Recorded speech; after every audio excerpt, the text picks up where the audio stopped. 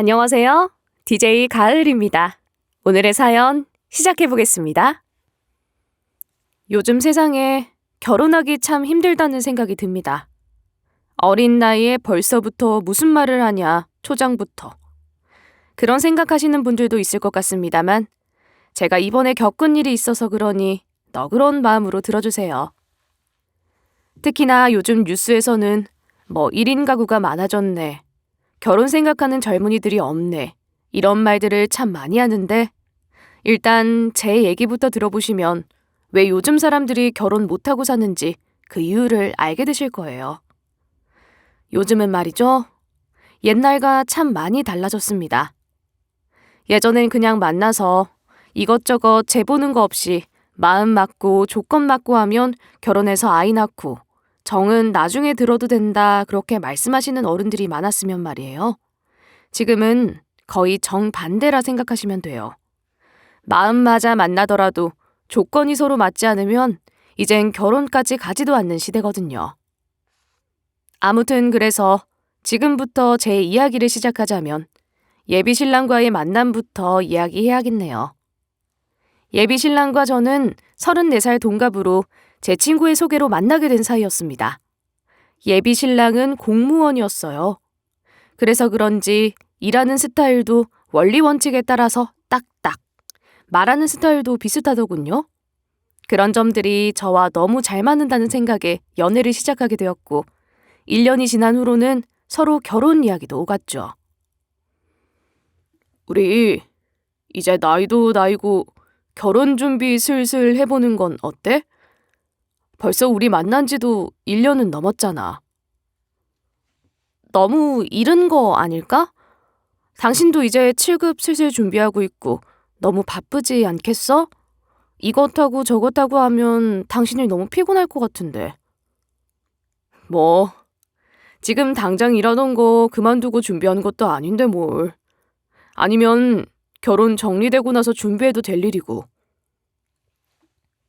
아무래도 전 걱정이 됐죠. 공무원 7급 준비하는 일이 그렇게 쉬운 일은 아니잖아요? 지금은 이렇게 말하다가도 사람이라는 게 욕심이 생기면 하던 일도 그만두고 학원까지 다니면서 하겠다, 그런 말을 할 수도 있는 거고요. 앞서 말했듯이 요즘은 정말 조그마한 것조차 어긋나면 결혼을 약속하기엔 좀 그렇거든요. 그래서 제 생각으로는 지금 당장 결혼하기보다는 7급 문턱이라도 걸쳐보고 결혼하는 게 좋겠다는 생각을 했죠. 하지만 예비신랑은 정말 황소고집을 가진 사람이었어요. 사람은 정말 괜찮은데 말이죠. 한번 정한 마음을 쉽게 꺾는 그런 사람이 아니었습니다. 그러다 보니 고집은 쉽게 꺾이지 않았고 결국 저는 예비신랑의 말대로 서로 결혼에 대한 정보를 알아보러 다니게 됐죠. 그런데 여기서 중요한 것이 있었어요. 결혼이라 하면 을에 두 살림을 합치는 일이다 보니 서로의 상황에 대해 잘 알아야 하잖아요. 하지만 전 제 연봉이나 재산을 공개하는 게 영 그렇게 달갑지 않았어요.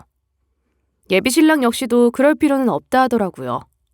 그래서 저흰 서로의 경제 상황을 두리뭉실하게만 얘기했죠. 서로 얼마나 버는지 그렇게 중요한 것도 아니잖아? 당장 나갈 돈만 서로 있으면 되는 거지. 그리고 나도 처음부터 그렇게 서로 사정 다 아는 거 그렇게 좋다 생각하지 않아. 지금 당장만 해도 당신이 나보다 훨씬 잘 벌 텐데. 안 그래? 그냥 서로 빚만 없으면 되는 거지. 나도 당신 말에 동의해. 아무튼 그래도 당신 말대로 내가 더 많이 벌곤 있으니까 내가 조금 더 낼게. 아무래도 남자들은 군대도 있고 해서 시작이 늦으니까. 왜 그렇게 생각해? 내 친구가 그러던데 잘 번다고 더 많이 내고 그러면 나중에 결혼하고 나서 싸우는 일도 많이 생긴다더라. 당신 말대로 우리 나이에는 여자들이 좀 더 모아둔 거 많고 그러잖아? 아무튼 내 말은 우리 결혼은 반반으로 하자는 거야. 일단 집은 어떻게든 서로 대출 당겨보고 조건에 맞는 집 구하고 혼수는 살면서 점점 늘리자. 처음부터 좋은 것 할 필요 없이 조촐하게 같이 시작하자고. 예비신랑은 참 현명한 사람이었어요. 세상이 많이 변했지만 이런 생각하면서 정작 실천하는 사람은 찾기 어렵거든요. 그런데도 오히려 제가 더 많이 보니 더 내겠다 해도 본인이 직접 나서서 거절하면서 반반으로 하자 하니 참 고마웠어요. 아마 저도 이런 예비신랑의 성격 때문에라도 결혼을 결심했을지도 모르죠. 아무튼 이렇게 큰 틀을 잡고 나서 구체적인 계획이 세워지고 난 뒤로는 이제 식장과 결혼식 날짜를 정하는 일만 남게 되더군요. 처음에는 불안감도 조금 있었습니다. 정말로 이 사람과 결혼하는 걸 후회하지 않을까 하는 그런 마음이 말이죠. 하지만 서로 결혼 준비를 하다 결혼해도 잘 살겠다 싶은 마음에 끝까지 준비를 하게 되었습니다. 그리고 이쯤 되니 이제 서로의 집에도 결혼 이야기를 꺼내는 게 좋겠다 싶은 생각이 들더군요. 그간 서로 얼굴은 알고 지냈지만 정식으로 인사를 건넨 적은 없었거든요. 그래서 예비신랑과 일단은 먼저 부모님들께 소식을 전하자 했죠. 예비신랑도 저와 크게 다른 생각은 없는지 알겠다 하고 서로 그렇게 날짜를 정했어요. 그리고는 각자의 집에 일단 이야기를 꺼내자 했죠. 어머, 현수랑 결국 결혼 얘기까지 오간 거야? 현수라면 엄마도 대환영이지. 남자는 뭐니 뭐니 해도 네 아빠처럼 똑 부러지고 할 땐 한다는 사람이 최고야. 그래서 혼수는 어떻게 한대? 뭐 예단해오라는 이야기는 없었고? 예단은 무슨 예단이야. 우린 뭐 거창하게 하는 건 없고 그냥 반반해서 결혼하려고. 현수도 서로 부담되게 준비하는 것보다는 형편에 맞게 하는 게 좋지 않냐 그러더라고. 어차피 부모님 손 벌릴 거면 뭐하러 합치냐고. 처음부터 다 준비해서 하지 말고 차근히 살림 늘려나가자고 그래서 그렇게 하기로 했어. 역시 애가 참 괜찮다니까. 그래, 혹시라도 우리 도움 필요하면 언제든지 말하고. 물론 우리 딸이야 걱정은 없지만 사람 일이라는 게 그렇게 계획대로 흘러가지만은 않잖니? 저희 집안에서는 예비신랑과의 결혼을 대환영했죠. 생각 제대로 박힌 좋은 사윗감이라면서 말이에요. 사실 1년 넘게 만나면서 서로 부모님 얼굴은 한 번씩 보고 인사를 드린 적은 있었으니까요. 저는 예비신랑의 자취방을 드나들면서 예비신랑은 제 자취방을 드나들면서 말이에요. 그러면서 예비시모도 그렇고 저희 부모님도 그렇고 서로의 성향을 어느 정도는 파악을 하고 있었죠. 그나저나 예비신랑은 어떻게 됐는지 궁금해 저는 그날 바로 부모님의 허락을 듣고 난 다음 전화해서 물었습니다. 그러자 예비신랑 역시도 집에서 저를 환영한다며 이렇게 양가 모두 환영하니까 이제 정말로 서로 집에 인사나 정식으로 한번 드리는 건 어떠냐고 하더군요. 저 역시 결혼 전에 제대로 인사를 드리면 좋다 싶은 생각에 예비신랑의 말에 동의했습니다. 결혼 이야기를 가지고 예비시댁 방문하려니 가슴이 떨리더군요. 왠지 모르게 평소와 다른 두근거림도 느껴졌고요. 저는 최대한 잘 준비해서 가자 싶어 결혼한 친구에게 시댁엔 어떤 선물을 가지고 가면 좋으냐 조언까지 구했죠. 뭐 준비해 갈 것까지야. 어차피 지금은 결혼하겠다 인사나 드리러 가는 거 아니야? 너무 처음부터 완벽하게 선물 준비해서 가고 그러면 나중에는 정말 힘들어진다. 그러니까 그냥 대충 어떻게 하면 되는지 어른들 앞에서 말이나 조심하라 이 말이야. 겨우 그런 것만 지키면 된다고? 그래도 결혼이라는 중대사를 이야기하러 가는 자리인데. 지금이야 결혼 전이니까 그런 거지. 요즘엔 막상 결혼하고 나면 부모님이고 뭐고 남편이랑 둘이서 살기도 힘든 세상이야. 그러니까 너도 눈치 보지 말고 대충 예의만 차려서 가. 제 친구들이 저랑 비슷한 성격인 애들이 많은데 뭐 준비하는 것보다는 그냥 예의만 탑재하고 가라고 하더군요. 요즘은 어차피 시대도 그렇고 어른들도 다 이해한다고요. 그래도 전 빈손으로 가기는 그래서 한우 세트 하나 구해서 예비시댁에 방문했습니다. 한 번씩 얼굴을 마주치곤 했던 예비 시모를 처음으로 예비 시댁에서 뵈니 예전과는 다른 공기가 느껴지더군요. 서로 옷도 갖춰 입고 딱딱한 분위기로 인사를 건네니 그 긴장감은 배로 늘었습니다. 그래도 예비 신랑이 옆에서 꽉 제 손을 잡아주어 한결 그 긴장감을 덜어낼 순 있었죠. 허허허, 결국은 은혜네가 우리 현수랑 결혼을 하는구나. 대기업 다니는 며느리라면 대환영이지. 우리 애도 이제 바빠질 텐데 얼른 결혼식 날짜 잡자. 사돈들도 괜찮다 하시지? 아무렴 은혜 정도 되는 며느리 정말 어디 없지. 현수 너 은혜한테 잘해야 한다. 어디 가서 이렇게 똑 부러진 아내 만나기 쉽지 않아. 거기다 직장은 또 얼마나 좋으냐. 아무리 우리가 널 잘 키워놨어도 제 짝 만나는 건 힘든 일이지. 그런 제 걱정도 잠시 예비 시부모는 아주 반갑게 절 맞아주셨습니다. 대기업 다니는 며느리, 똑 부러진 며느리라며 저를 칭찬해주면서 오히려 예비 신랑에게 저한테 잘하고 살아야 한다며 제 앞에서 말을 했죠. 그 덕에 무거웠던 공기는 제 착각인 것처럼 한순간에 가벼운 공기로 변하더군요. 그날 저는 정말 즐겁게 예비 시부모와 편안한 저녁 식사를 즐겼고 예비 신랑 역시도 그런 제 모습이 뿌듯한지 제가 집으로 가기 전까지 내내 제 옆에서 저를 챙겨주기 바빴습니다. 그리고 이런 모습에 제 결혼 생활까지 행복할 거란 생각을 가지고 집으로 돌아갔죠. 그 기분이 하루 만에 무너질 줄은 꿈에도 모르고 말이에요. 다음 날, 어제까지만 해도 집에 잘 가서 푹 쉬라던 예비 시모가 갑자기 제게 전화를 했더라고요. 저와 만나서 할 얘기가 좀 있다면서 말이죠. 혹시 어제 무슨 얘기라도 까먹고 안 하신 게 있나 싶어 저는 얼른 알겠다고 회사 마치는 시간을 알려주며 근처 카페에서 만나자 했어요. 예비 시모는 알겠다며 그 시간에 만나자고 전화를 끊었죠. 갑작스런 연락에 저는 왜 전화했을까 싶은 궁금증에 일이 손에 잡히지 않았습니다.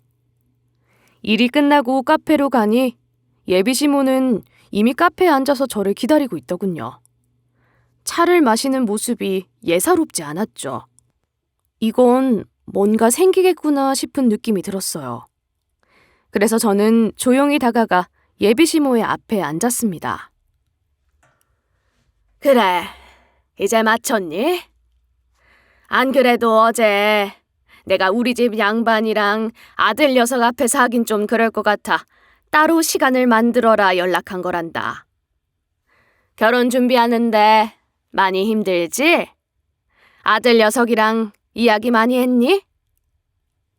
네, 그이랑 결혼 관련해서는 거의 이야기가 끝났어요. 그런데 어머님 무슨 일로 보자고 하셨어요? 어제 저희 결혼 허락까지 다 해주셨잖아요. 바쁜 애를 내가 불렀지? 다름 아니라 너희가 얼마나 잘 준비하겠나 싶어서 조언을 좀 하고 싶어서 불렀다. 이게 결혼이라는 게 너희끼리만 하는 게 아니잖니? 응당 결혼을 하면 서로 해야 할 것들이 많은데 너희는 아직 어리고 해서 모를까 싶어서 내가 준비해왔지. 준비해야 할 거요? 저희 이미 서로 반반으로 혼수랑 집하기로 다 합의했는데요. 이미 식장도 어디로 할지 다 돌아봤고요. 서로 예산도 이미 다 얘기했는데 이 와중에 무슨... 어허, 방금 내가 말했잖니. 너희들은 결혼하면 끝이라 생각하겠지만 결혼이 꼭 너희만 두고 이야기하는 게 아니라고. 예부터 결혼이라 하면 서로 준비할 게 얼마나 많은데. 현수가 반반이라고 했다고 정말 반반씩 하려고 한 건 아니겠지? 너처럼 똑똑한 애가 말이다. 저는 순간 어이가 없었어요. 이게 그 말로만 듣던 시어머니 노릇을 하려는 건가 싶은 생각도 들었고요. 5만 가지 생각이 다 들더라고요. 그래도 이렇게 가만히 있을 수는 없다 싶어 제 할 말은 했죠. 당사자들끼리 다 결정이 된 사항에 다 된 밥에 재 뿌리는 거랑 지금 상황이 별 다르지 않다 생각했거든요. 어머님, 죄송하지만 현수 씨랑 제 선에서 다 끝난 얘긴데 지금 이렇게 말씀하시는 건 아니라고 생각합니다. 저희도 오랜 이야기 끝에 결정된 사항이니 이 부분은 어머님이 좀 양보해 주셨으면 해요. 아니, 무슨 양보를 하란 말이니? 너는 우리 애처럼 공무원 사이 얻기가 쉬운 줄 알고 그렇게 쉽게 생각하나 본데 아무리 그래도 서로 할 건 해야지. 일단 네 얘기는 알겠고 이것 좀 보고 다시 말하자 우리. 간단하게 내가 준비해야 할 것들 적어본 거다. 그것도 많이 뺀 거니까 일단 읽어나 봐라. 예비시모는 가방에서 봉투 하나를 건네더니 거기 들어있는 서류를 읽어보라 재촉하더군요. 전 이게 뭔가 싶어서 꺼내서 읽어봤죠. 세상에 정말 어이가 없었어요. 설마 이걸 다 준비하라고 적은 건가 싶을 정도로 빼곡하게 적혀 있더라고요. 그것도 브랜드별로 가격 비교까지 해서 말이에요. 결혼을 직접 준비하는 저도 이렇게까지 상세하게 알아본 적이 없는데 이걸 언제부터 준비했던 걸까 그런 생각이 들더군요. 둘이 직장도 다니는데 너희들끼리 알아보고 다니면 피곤할까 싶어서 내가 간단하게 추려서 가져온 거다. 일단 제일 위에 보이는 집이랑 차는 우선적으로 네가 준비해야 할 것들이고 그 밑에 점 찍힌 애들 있지. 걔들은 우리 현수랑 네가 잘 얘기해서 조율해라. 이런 건 여자 쪽에서 먼저 정리해서 이야기해줘야 남자가 편해. 어머님, 지금 이걸 저더러 다 준비하라고 가져오신 거 아니죠? 그리고 제가 왜 집을 혼자서 다 준비해요? 게다가 차는 또 뭐고요? 게다가 그 이야기를 왜 굳이 현수 씨 없는 자리에서 이렇게 저한테만 말하시는 거예요? 이건 너무하신 것 아닌가요? 너는 우리 현수 사랑한다면서 힘들게 지하철 타고 다니는 모습이 보기에 맘 아프지도 않았니? 결혼하면 너희들 형편에 제대로 된 집을 구하기는 하겠어? 집도 구하면 서로 직장이랑 거리도 멀어질 텐데. 너는 그렇게 차 끌고 다닌다지만 차도 없는 우리 현수는 그 먼 거리를 어떻게 대중교통으로 다니라고? 그러면 현수 씨가 알아서 사든지 해야죠. 게다가 이걸 전부 어떻게 준비해요? 저 혼자 하기엔 액수도 터무니없는데. 3억이 무슨 애들 과자값이라 생각하세요? 어머님도 지금까지 살면서 이런 큰 돈은 한 번에 쓴 경험 없으실 거 아니에요. 어머, 날 지금 우습게 보는 거니? 나 네 시어머니다. 그리고 내 주변 대기업 다니는 애들 돈 모은 거 다 조사해서 내가 감안하고 작성한 거야. 우리 애 이제 7급 돼서 너 호강시켜줄 날도 멀지 않았는데 당연히 결혼은 그 수준에 맞춰서 해야 하지 않겠니? 아무리 요즘은 애들끼리 결정한다고 하지만 어른 말도 들을 줄 알아야지. 너희들끼리 준비한 걸로 결혼했다가는 남들이 뭐라고 하겠어. 너도 욕먹을까봐 내가 미리 준비해둔 거니 감사히 받지는 못할 망정. 이거 현수 씨도 아는 얘기 맞아요? 저는 현수 씨한테 이런 이야기 전혀 들은 적이 없는데요.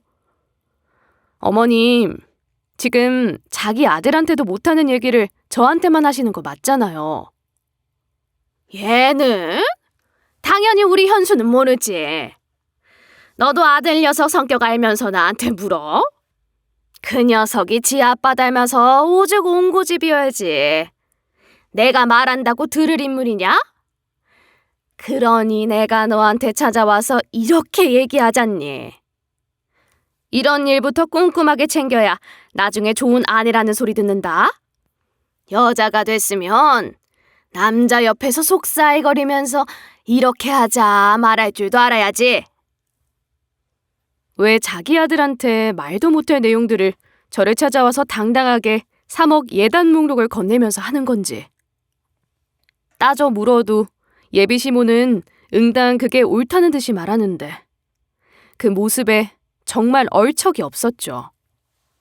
3억이라는 돈이 작은 돈도 아니고 너무나 당연하게 제가 해야 할 것처럼 말하는 예비 시모의 태도에 화가 단단히 났지만 일단 진정하고 저도 물었습니다. 만약 제가 이것들 다 준비한다 치면요. 시댁에서는 뭘 해주실 수 있는데요? 부부는 공동체라면서요. 가는 게 있으면 오는 게 있어야죠. 저만 하는 건 너무 불공평하잖아요? 세상에, 너 회사 다닌다는 애가 그것도 모르니? 우리 현수는 공무원이니 언제 잘릴까 걱정 없이 정년까지 꾸준히 다니고 나중에는 연금도 탈 텐데 그걸로 먹고 사는 게 당연히 예단에 대한 보답이지.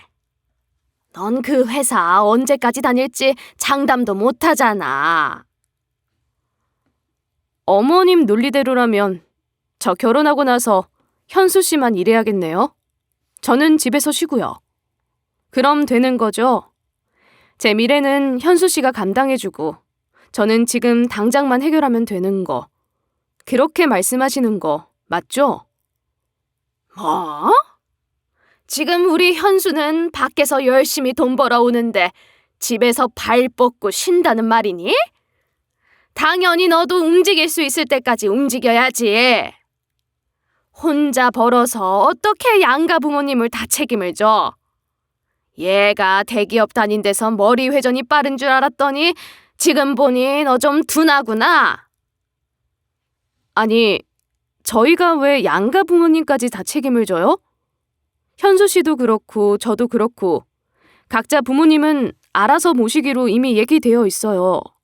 그리고 어머님은 제가 현수 씨보다 얼마나 더 버는지도 모르면서 어떻게 미래 가치까지 쉽게 논하세요? 그깟 공무원이 뭐라고. 이제 보니 아주 뻔뻔하구나 너. 이것도 못 해줄 거면 당연히 나도 우리 아들 너한테 못 준다. 어디서 뻔뻔하게 이제 곧 7급 공무원 되는 앞으로는 어디까지 올라갈지도 모르는 미래 창창한 우리 아들을 뒷바라지도 제대로 못 해줄 며느리한테 준단 말이야? 예비 신랑은 제 엄마란 사람이 밖에서 이러고 다니는 걸 아는지 모르겠습니다. 이전에도 결혼 직전까지 간 사람이 있었는데 아무 이유 없이 결별을 당했다더니 다 이런 이유였나 싶더군요. 그래서 저는 이번 기회로 이 예비 시모라는 사람의 버릇을 단단히 고쳐두자 싶었습니다. 3억이란 예단 목록, 일일이 다 적어서 가져온 행동도 너무 괘씸하다 싶었죠.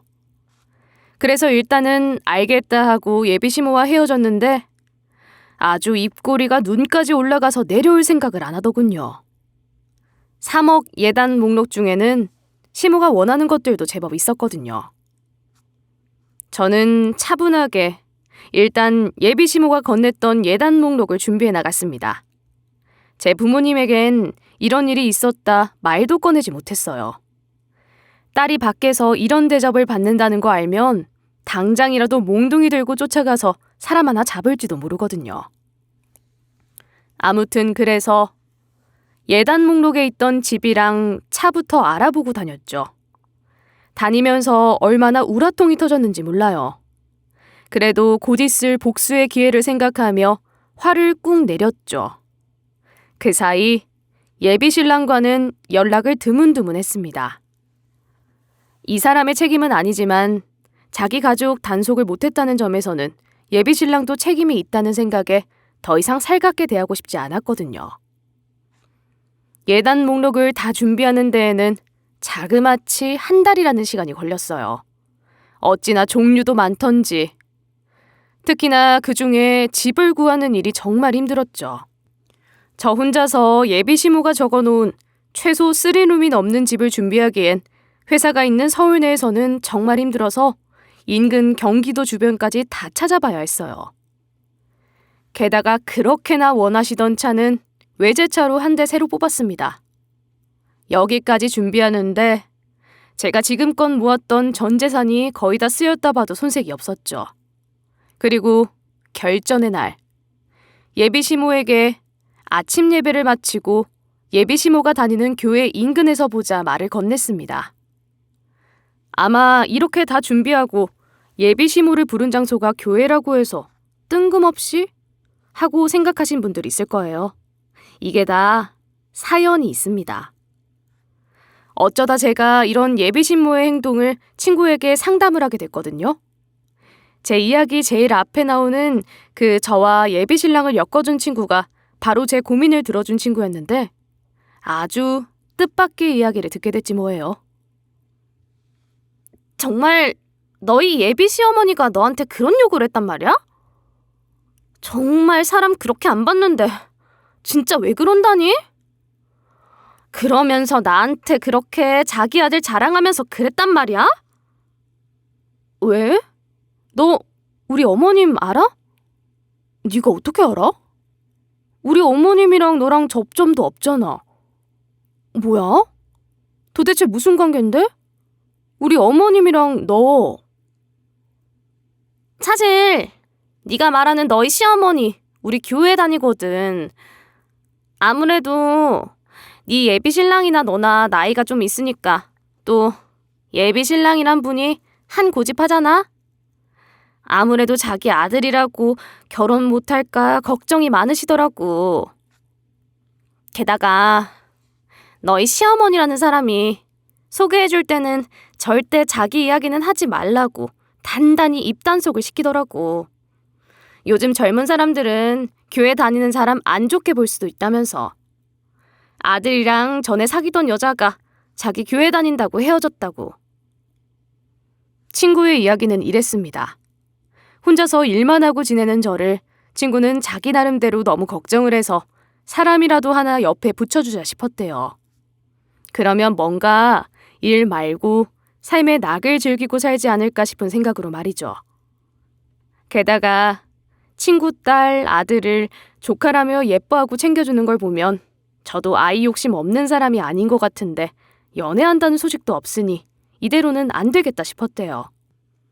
그래서 자기 다니는 교회에 괜찮은 사람 있으면 소개시켜주려고 또래 친구들과 이야기를 좀 했는데 그걸 옆에서 듣고 있던 아줌마가 자기 아들 자랑을 하면서 저를 자기 아들한테 소개시켜달라 했답니다. 그게 바로 지금의 예비 시모고요. 처음에는 무슨 모르는 아줌마가 하는 이야기에 듣지도 않으려고 했는데 자기 아들 직업이 공무원이라면서 하도 어필을 했다고 해요.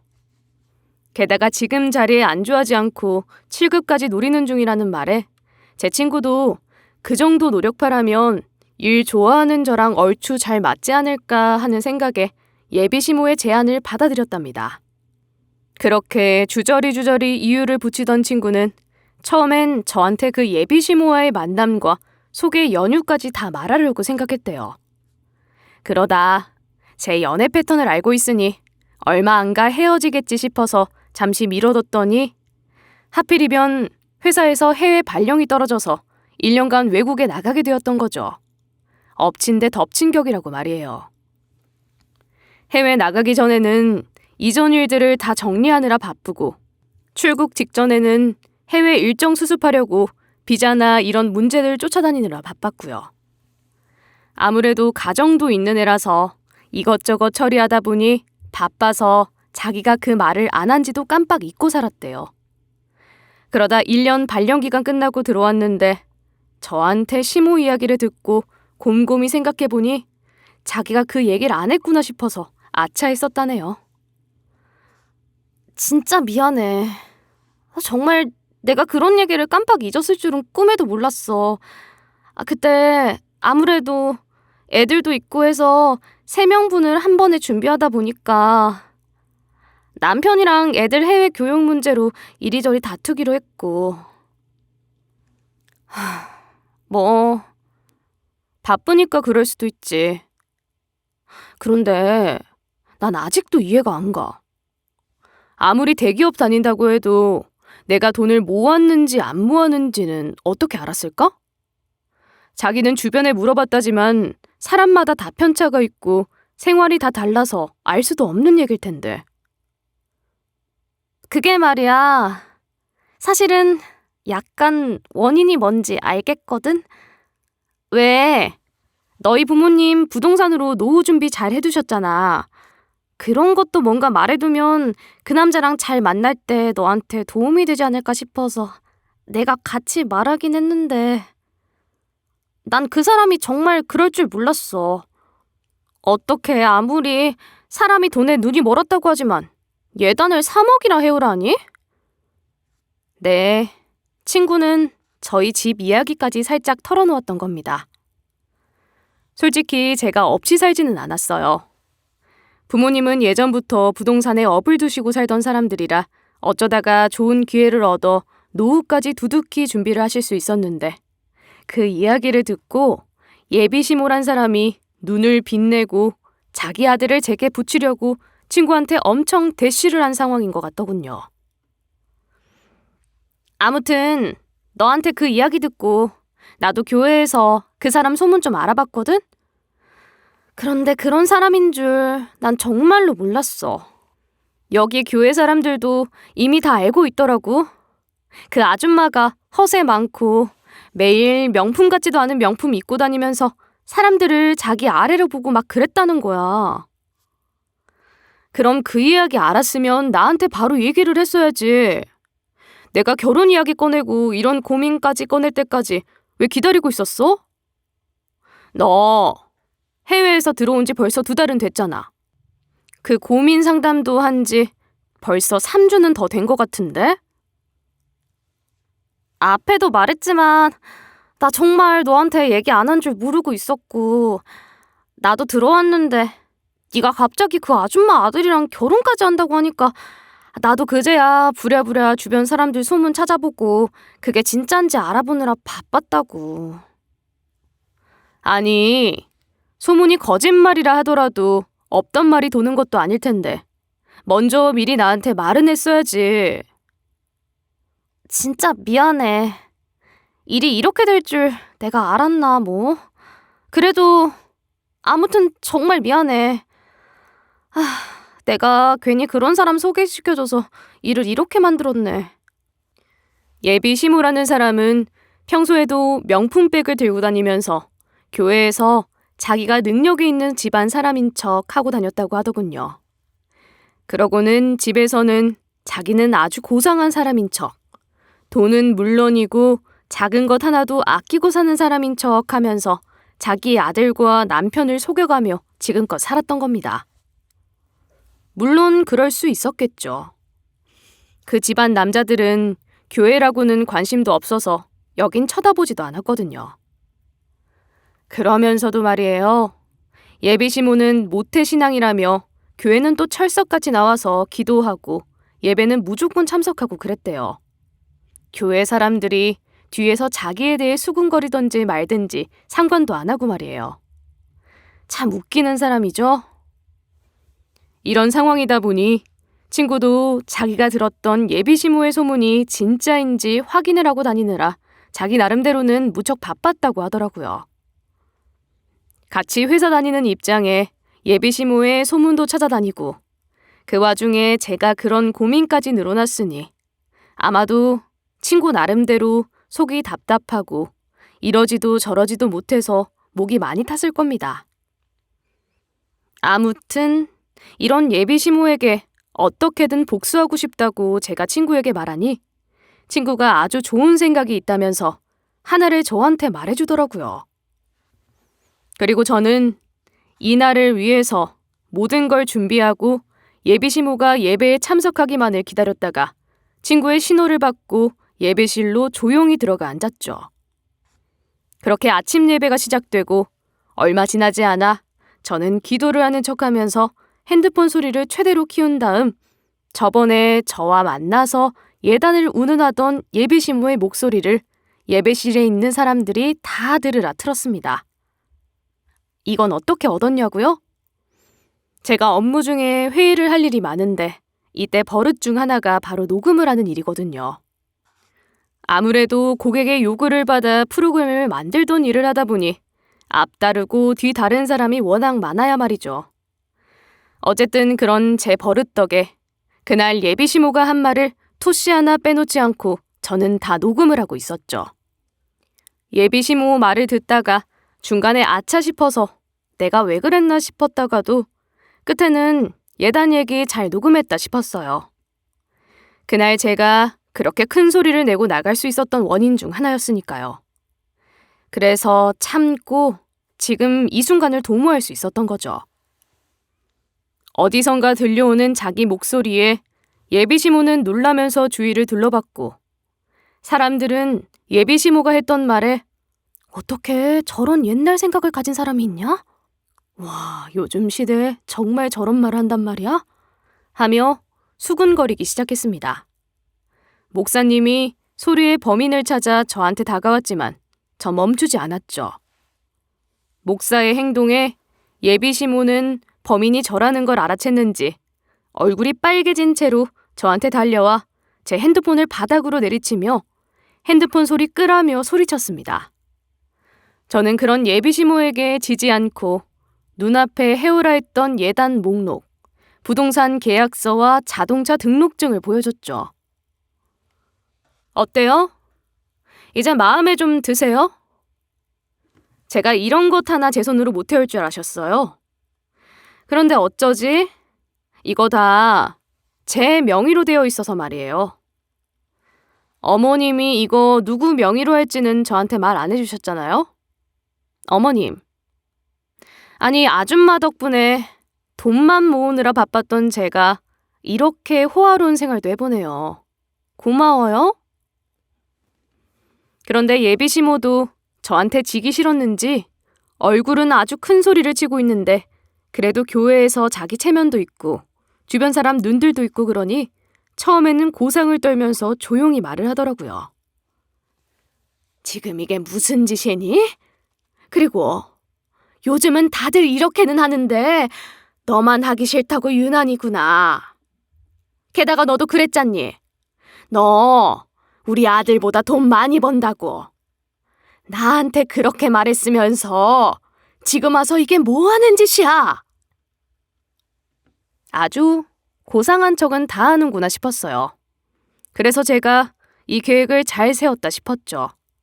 친구가 예상했던 대로 예비시모는 제대로 화를 못 내고 제 탓을 하려고 자꾸만 저를 물고 늘어지더라고요. 물론 저도 지지 않았죠. 그래서요? 저는 어머님이랑은 한마디도 결혼에 대한 이야기를 나눈 적도 없는데 왜 그렇게 3억을 고집하셨어요? 그 사람은 아직도 모를 거예요. 그쵸? 자기 엄마라는 사람이 예단으로 3억을 해오라 했다면 그 사람이 이렇게 가만히 있을 사람이 아니거든요. 겨우 참고 있던 사람을 살살 약올리니 아주 얼굴이 홍당무처럼 변해서는 쉽게 본성을 드러내더군요. 참 이렇게 쉬운 사람도 없었습니다. 이렇게 저와 친구가 예상했던 대로 흘러갈지는 저희도 몰랐던 일이거든요. 원래 공무원 사이 두려면 누구나 이 정도는 해온다. 7급이 누구의 이름인 줄 아니? 아무것도 모르는 젊은 애가 대체 뭐가 그리 잘났다고 큰 소리냐? 어차피 너도 부모님 도움 받아서 해온 거 모를 줄 알고? 대기업 다니면 네가 뭐라도 된 거 같지 지금? 당신 말대로 제가 아직 세상 물정 모를지도 모르죠. 그런데 당신보다는 잘 아는 게 있거든요. 제가 당신 아들보다는 배로 돈 더 잘 벌고 재산도 당신 아들보다 더 많다는 사실을. 당신 아들 이제 겨우 3년 차고 나는 올해로 8년 차 직장인입니다. 제가 다니는 기업 이름 당신 아들이 말해준 적 없어요? 알면 나한테 이렇게 못할 텐데. 성격 나온다고 제가 약 올리고 난 뒤에 바락바락 대더니 역시나 본색을 드러내더라고요. 예비시모는 제 입을 막고 싶은지 손을 뻗었지만 전 그 손을 잡아채며 말했습니다. 여기 있는 사람 아무나 자꾸 물어보세요.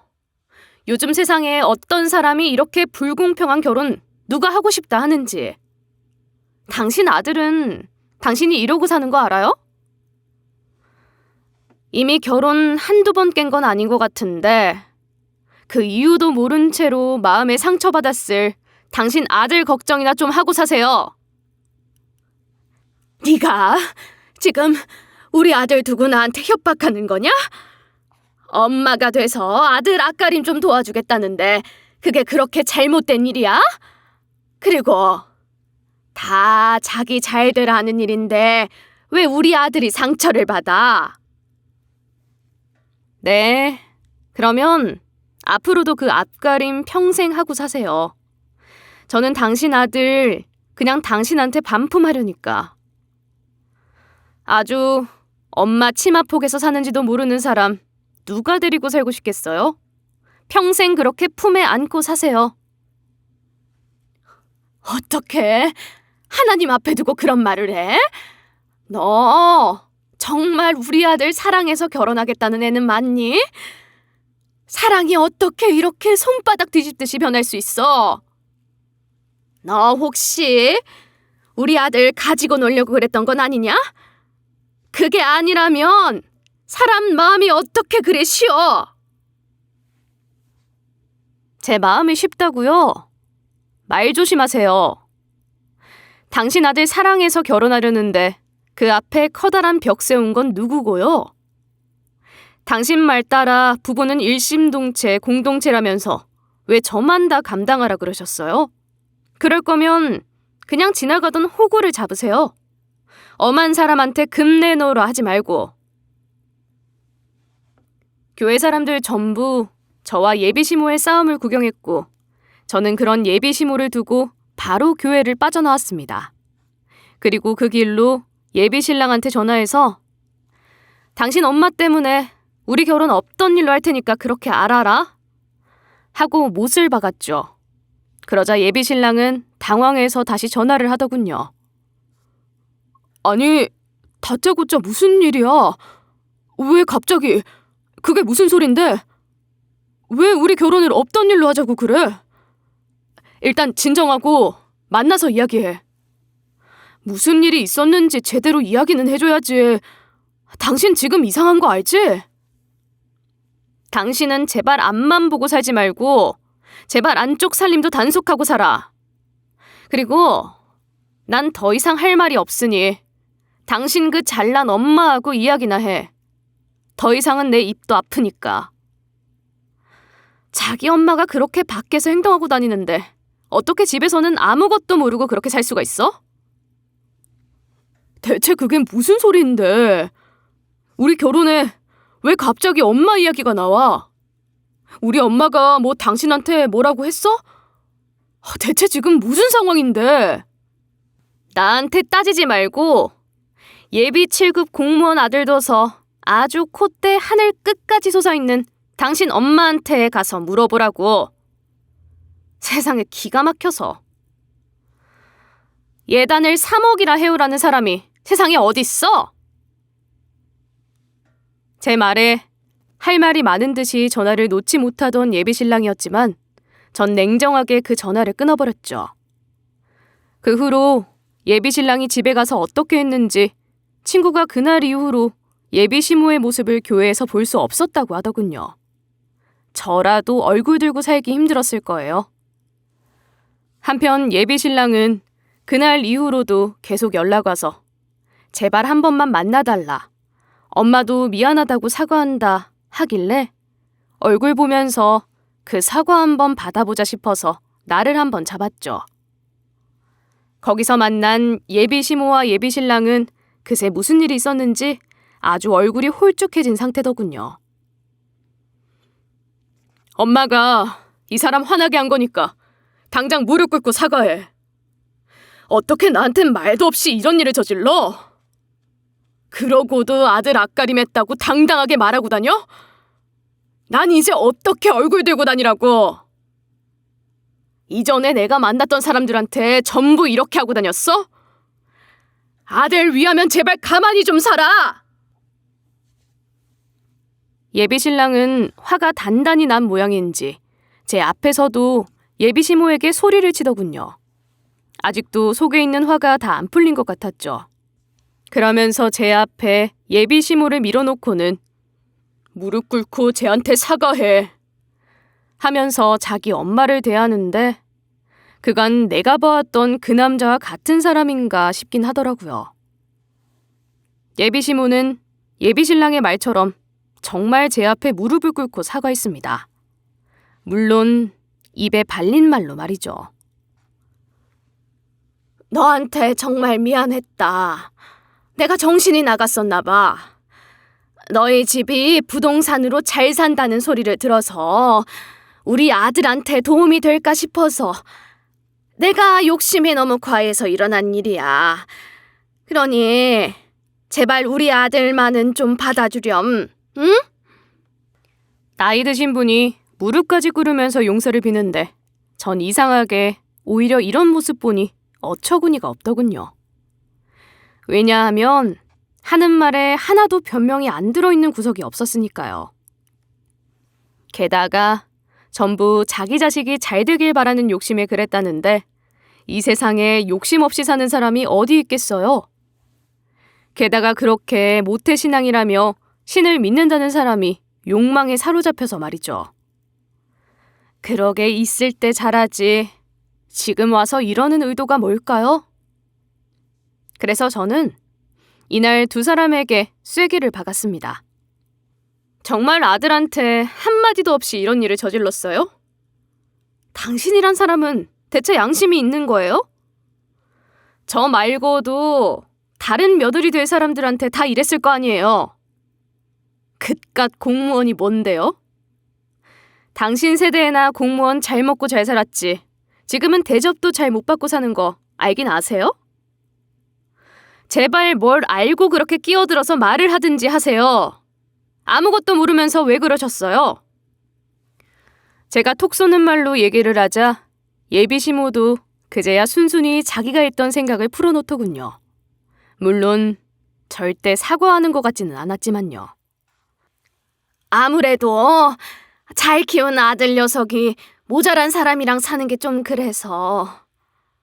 나도 너희 집에 돈이 많다는 소식 듣고 나도 모르게 욕심이 난 것 같다.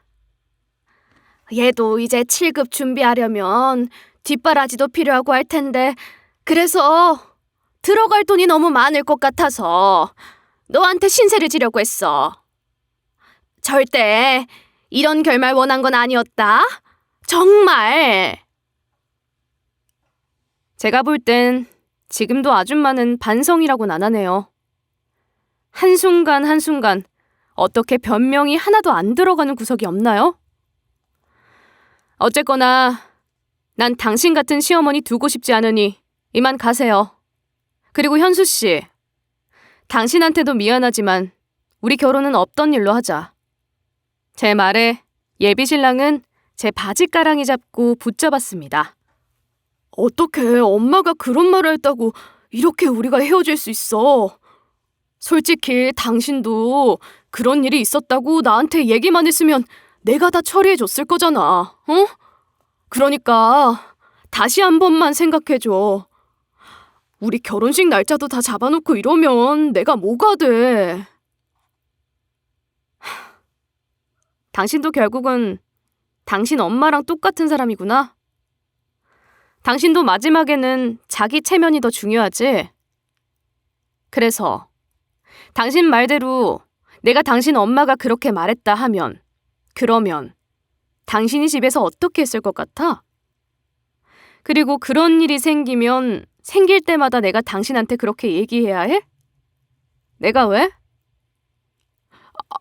아니, 내가 내 체면이 중요하다는 게 아니라 내가 당신 얼마나 사랑하는지 알잖아. 우리 만난 시간도 있는데 지금 너무 쉽게 이러는 건 좀 아니지 않아? 우리 엄마도 이렇게 미안하다 그러는데 제발 마음 좀 한 번만 돌려주라. 어? 당신 말 더 이상 듣기 싫으니 이날 이후로는 연락도 안 해줬으면 좋겠어. 지금 들어보니까 결국 당신도 나를 사랑한 건 아니었던 것 같다. 우린 그냥 이렇게 헤어지는 게 맞으니까 이후로 안 보고 살았으면 좋겠다. 이날 이후 예비 시모와 예비 신랑, 그 관련된 사람들 연락처는 싹 다 차단했죠. 친정 부모님도 잘 헤어졌다면서 그런 집안이랑은 우리가 결사반대다라며 단호하게 잘라낸 절 칭찬해 주셨습니다. 물론 제가 사람 마음을 100% 다 이해하지는 못할 겁니다. 제가 그 사람이 되어본 것도 아니니 말이에요. 그런데 이런 일을 겪어보니 사랑이라는 감정이 정말 부질없다는 생각이 들더라고요. 그래서 요즘 사람들이 감정이나 이런 것들보다도 조건을 더 우선시하는 그런 사회가 되어가나 그런 생각이 들었죠. 제 이야기 들으시고 어이가 없으셨죠? 당사자인 저도 그랬으니 청자님들의 마음 이해합니다. 아마도 지금까지 제 이야기 들으셨다면 요즘 사람들이 왜 결혼을 어려워하는지 충분히 이해할 수 있으리라 생각합니다. 물론 저 같은 상황은 극히 일부분일 거예요. 그런데 솔직히 말해서 저희 세대들도 나름 고충이 많습니다. 어른들도 이런 부분들은 이제 알아야 한다 생각해요. 지금 시대는 옛날과 다릅니다.